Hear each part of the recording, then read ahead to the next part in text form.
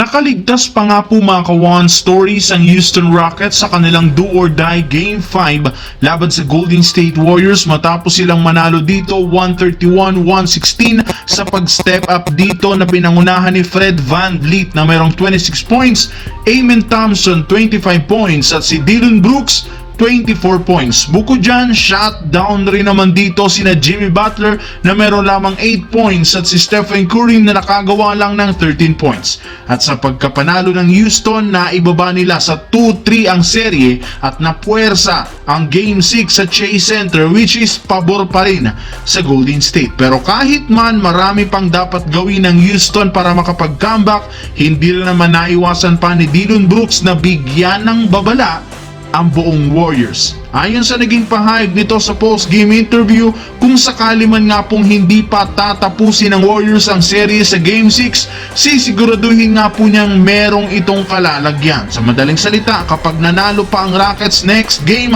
at umabot pa sa Game 7, hindi na nga daw kayo dapat pang magtaka kung ang Houston ang aabante sa second round ng West Playoffs. Ang Rockets rin naman ang may hawak ng home court advantage sa Game 7 kaya mas mataas ang tsansang maipanalo ito kesa sa Golden State. Sa kabilang banda, bagamat sinubukan ng Lakers na pumalaga sa Game 5 laban sa Minnesota para ma-extend ang serye na pinangunahan ni LeBron na merong 22 points, Luka 28 at si Hachimura na merong 23, natalo pa rin sila dito at tuluyang natanggal sa playoffs. At isa sa mga dahilan ay ang pagdodomina ng husto ni Rudy Gobert sa ilalim na matapos siyang magtala ng 27 points, 23 rebounds sa kanyang 12 out of 12 shooting sa field goal dahil hindi ginamit ng Lakers sa Game 5 si Jackson Hayes at mas nag-focus ng husto sa small ball.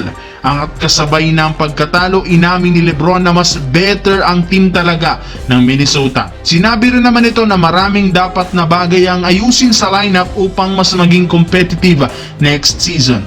Tinanong rin naman siya ng mga reporter kung ano ang masasabi nito sa hindi paggamit ng Lakers sa isang totoong sentro. Well, ayon sa naging pahayag ni LeBron, no comment dahil kung inyong matatandaan, isang linggo lamang mula nang sabihin ni Anthony Davis noon na gusto niya ng isang big man kasama sa front court, bigla nga siyang i-trade. Sa madaling salita, maging si LeBron aminado na tama ang sinabi noon ng kanyang dating kakampi, sadyang hindi lamang ito sinunod ni Rob Pelinka.